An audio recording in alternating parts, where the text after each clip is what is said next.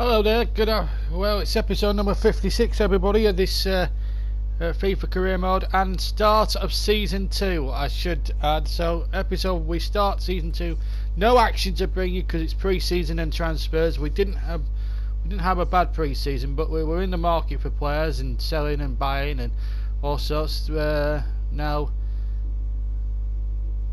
James Tarkowski was up for grabs. I forget who was bidding for them, but the initial bid was 6.4 there, as you can see in the picture. We will it's Torino that were interested, and they wanted £7 million to get Tarkowski. To be fair, he's been a bit unhappy, James Tarkowski, I have to say. So we sort of agree a fee. Whether he'll go to Torino, whether he'll go to Italy or not, I don't know, but what we did know is we needed the money for Tarkowski. He wasn't getting much game time, in fairness to him, and that's always a tough. It's always a tough thing, really, when you're not getting game time. I suppose me and Ryan Shawcross were having such good seasons in the first season. It was always going to be a tough ask, really, for Tarks to actually break into the team. World Cup there, as you can see, but we had some pre-season games as well. We got Rio Ave or whatever they call themselves.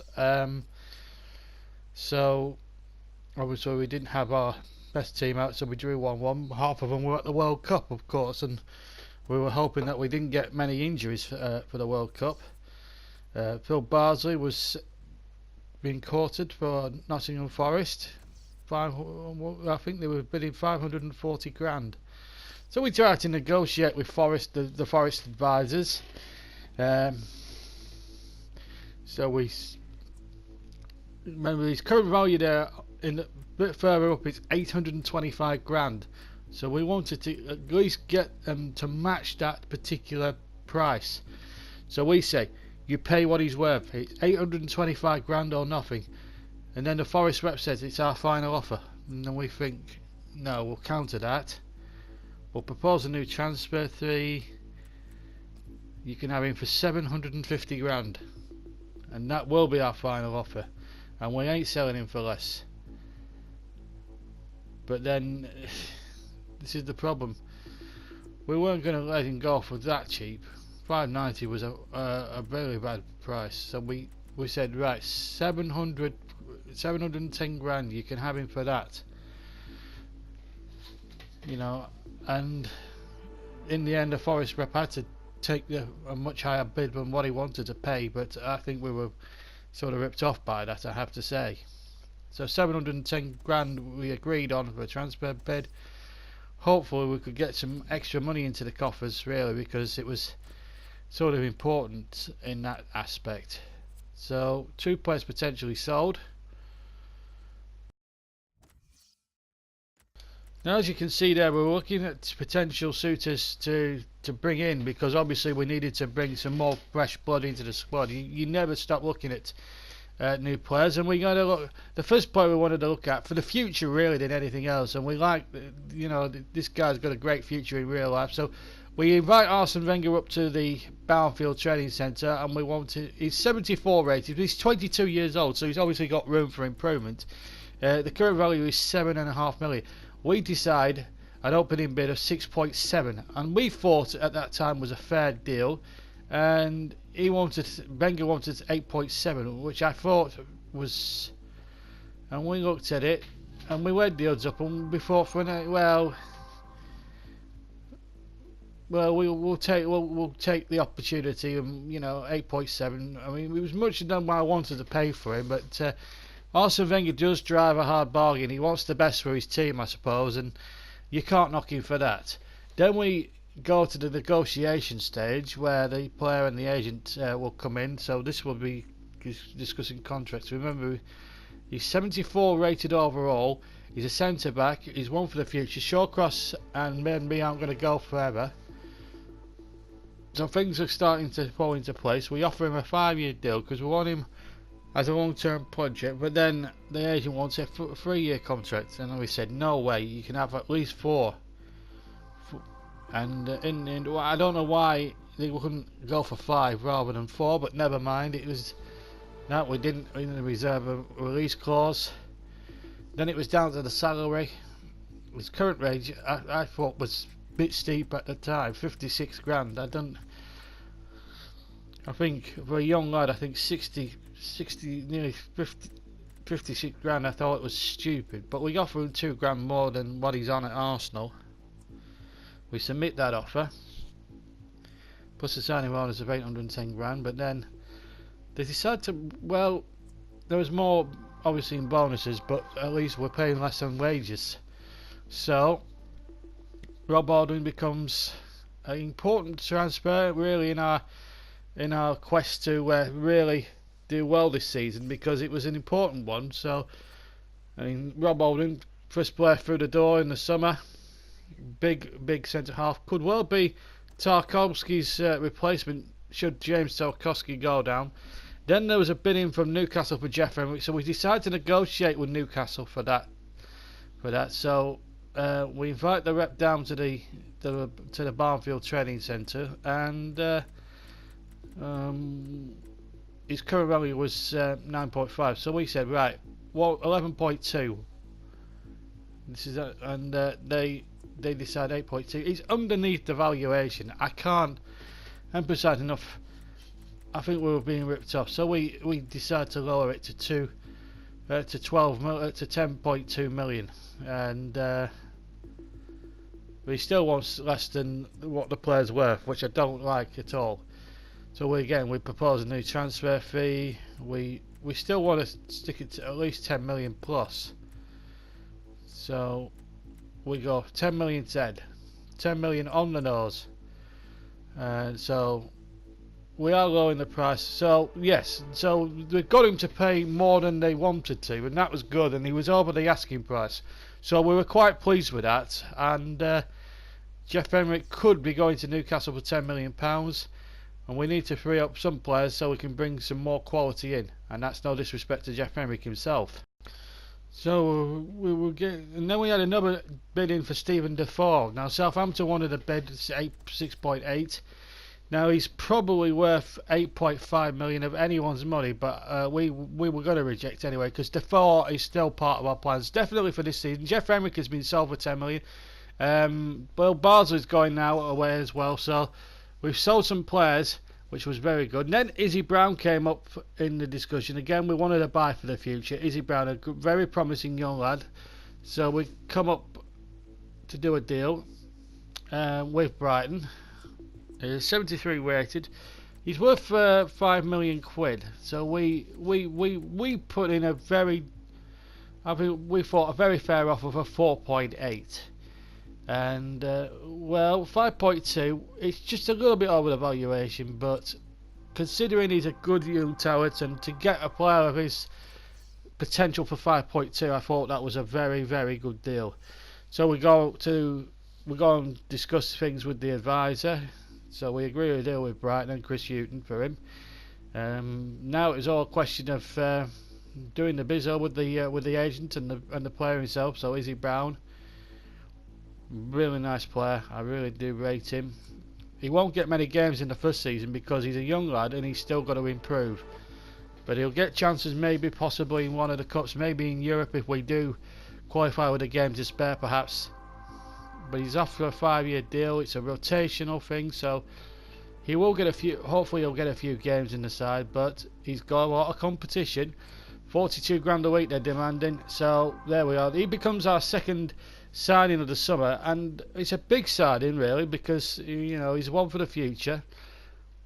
We want to make that perfectly clear. So 2 in through the door, 2 out at the moment as things stand. So 2 incomings, 2 outgoings, but we still haven't really signed somebody that was sort of marquee or top quality at that particular time.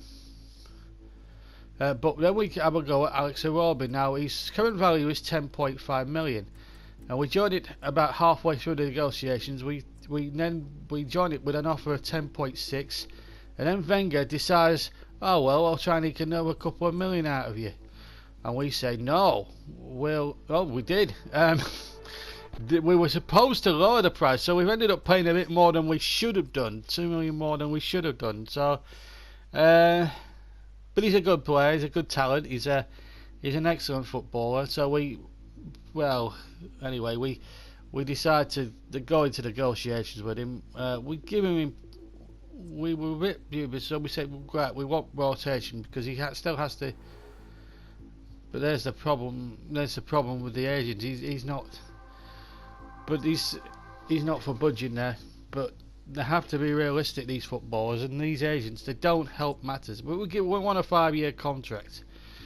And, you know, again, he's part of the future. He's a top quality player, and yet they want 3 years. Why does everyone want a 3-year deal? I don't understand why 3 years. We offer him 4. Yeah, I don't understand it. Why not go for 5? You know, tie him down for the future. Anyway, they want 90 grand a week. I'm not going to give him that. It's just not on. It's just not on. These young lads want the world, I'm afraid. It's just not on. Just not on. Anyway, we offer him 76k in wages, 1.6 signing bonus, which I think is rather a lot considering he's a young lad. But too low. I thought that was a fair offer. This agent is a right little bar steward. And I don't mean bar steward in that sort of term. You know exactly what I mean, and it's a swear word, which I'm not going to repeat, because we are a family programme.